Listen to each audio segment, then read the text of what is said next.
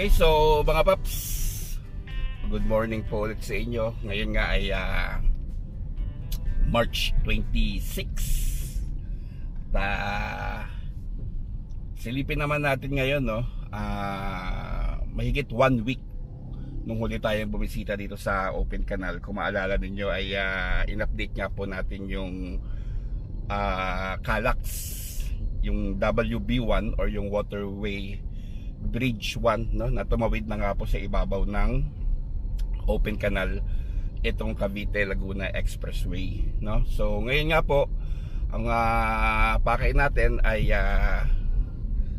daanan nga po itong Open Canal at tingnan natin kung anong mga pagbabago or anong mga bagong movement matapos nung huli tayo nag-update dito.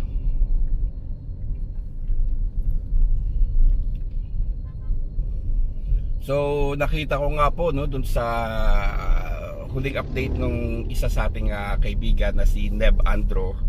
Shoutout sa iyo, Paps, na napadaan din siya dito at nakita ko yung meron ng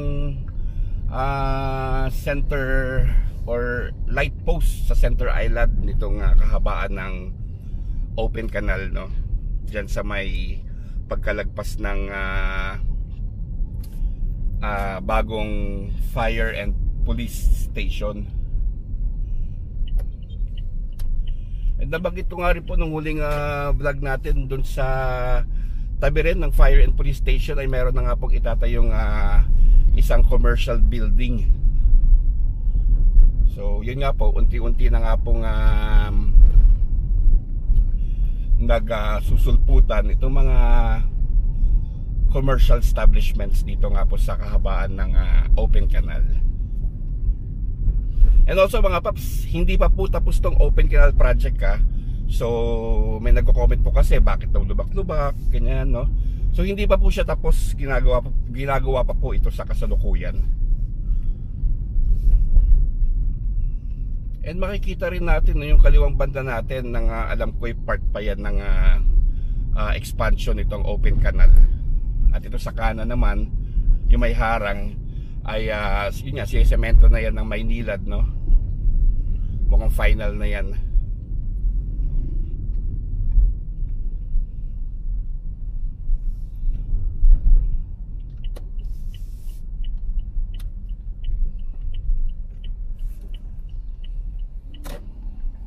Malamang sa malamang yan, matapos nga nung pag-develop ng Open Canal, pagkababa natin ng Malagasang flyover, ay dito naman ang isusunod niyan, no, itong palabas naman ng Aguinaldo Highway.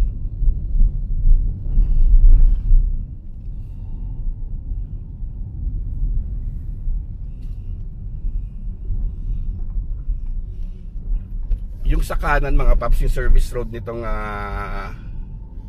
Malagasang overpass, no, or flyover, ay may bungkal na nga po yan, mukhang binabaon na ng Maynilad yung kanilang mga pipe. And also ito sa part nga po ito ng flyover ay meron na nga pong poste ng ilaw, though hindi pa tayo nakadaan sa gabi. Pero maliliwanag po mga ilaw dito sa Imus mga papi. At napakarami. Kung mapapansin nyo nga po dun sa may karsadang bago, no, sa Tukwahan, napakaliwanag nga po mga Paps. Lalo na sa Aguinaldo Highway. So mapapansin mo nga po na nasa Imus ka na dahil from Bacoor, bigla ka magugulat, sobrang liwanag Tapos paglampas mo ng Dasma, yun, medyo dumilim na naman, no. So makikita nga po natin yung effectivity nitong ating mga street lights dito sa Imus. Hindi ko lang sure mga Paps kung makahagip ng camera yung sa kaliwa, mayroon just soon to rise na isang commercial building. Katabing-katabi nga po nitong fire and police station.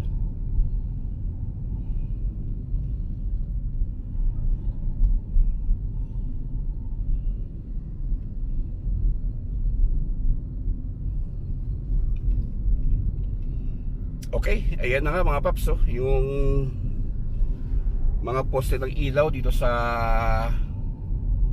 center island ng Open Canal, no. Dito nga po ito sa may parteng Imus City.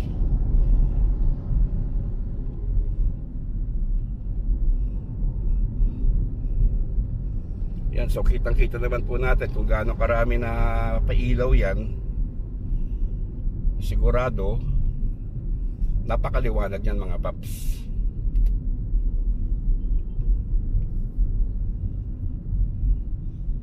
So napakalaking alwan talaga niyang Malagasang flyover, unlike dati na sa intersection ng Malagasang open canal. Grabe nga naman talagang traffic nun. Ngayon medyo nagbe-build up lang, pero konti lang mga papi, dahil nga po sa ginagawa na Maynila yung kalsada. And also mga paps, very effective, no? Pansinin niyo yung yellow barrier na yan, no? Yung bakal na yan sa kaliwa natin. Yun nilagay yan, wala nang nagka-counter flow, so maganda na nga po yung daloy ng traffic, no? Both ways. So maganda nga po siguro talaga may harang sa gitna para tayo mga motorista ay hindi na mag-counter flow. Malaking bagay yung mga paps, kasi nung wala yun, makikita mo yung salusalungat na yung traffic pakaliwa ng Imus Boulevard, dahil yung iba nga siyasakop na yung linya ng ito yung way natin. And ito nga yung huling update natin dito, itong yan, yung nakikita nyo sa ibabaw, yung waterway bridge ng Calax. So dyan nga po yan babagsak sa Open Canal Interchange, or yan nga po yung subsection 2. Nadagdagan na pala yung girders hanggang dun sa yung span niya sa dulo. Mahaba-haba na rin. Next time po update po natin ulit yan once na malatagan na yan ng semento. Eh dito, wari ko yung mga isang buwan na, no, ang nakalipas. Yan yung widening dito, yung mga damuhan dyan dati wala na, yung sa intersection ng Navarro. So makikita na nga po natin yung niluwag ng kalsada, dahil the last time ay marami na rin po nagrereklamo dito dahil nga po sa build up ng traffic. Pero ngayon po wala na yung damuhan dyan, so both directions maluwan na po yung pagtakbo.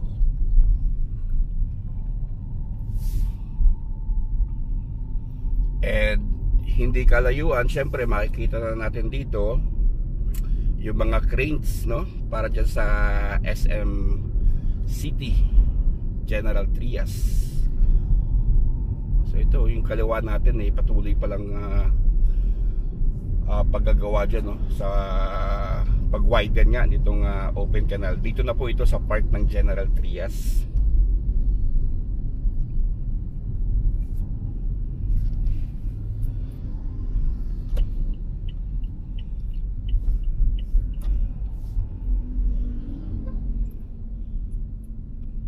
So andito na nga tayo sa part ng Federal Land, no, yung township development na River Park.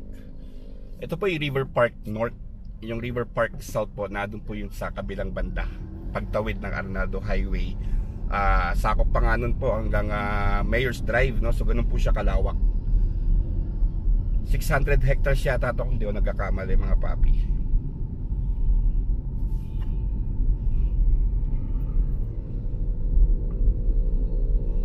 Sa kaliwa, yan na nga po yung SM General Trias. Siguro hindi magtatagal makakita na tayo ng yung structure niya talaga, no, yung forma niya.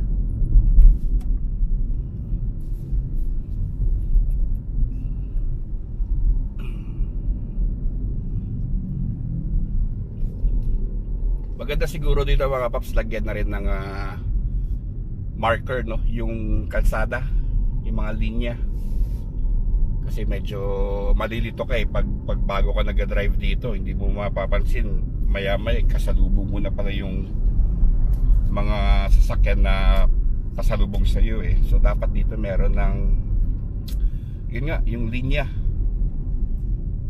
May mga poste pa rin dito na hindi natatanggal, ano, pero I'm sure tatanggalin na yan later on. Ito nga, itong part na to, marami rin nagsasabi na bakit biglang committed yung part na ito ng open canal. Well, i-expand pa nga po ito. May issue lang yata ito sa right of way.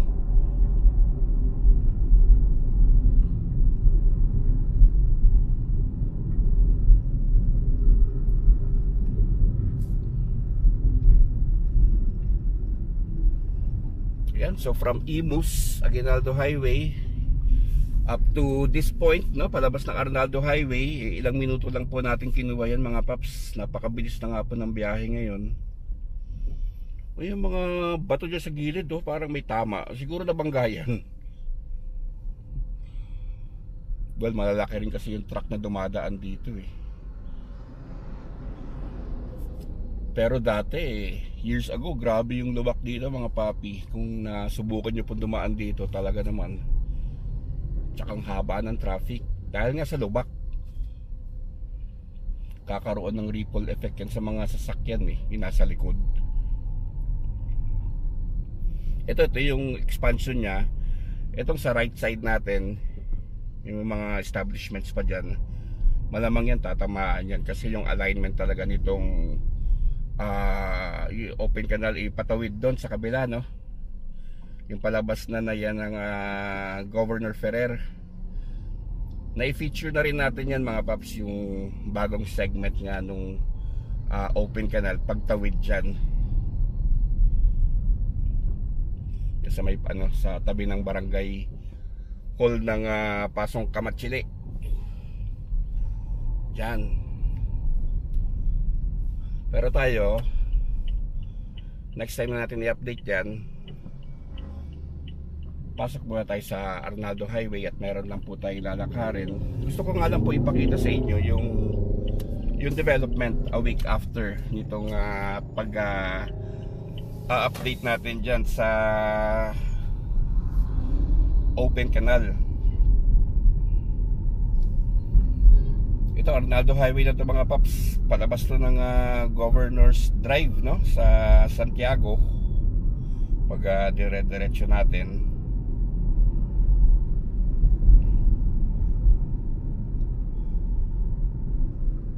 and dito rin po tatawid yung alignment ng Calax dito sa may Amaya Escape.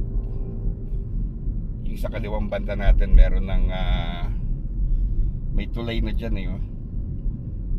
Abang na yan palabas dun sa yung dinaanan natin sa open canal, no, yung WB1.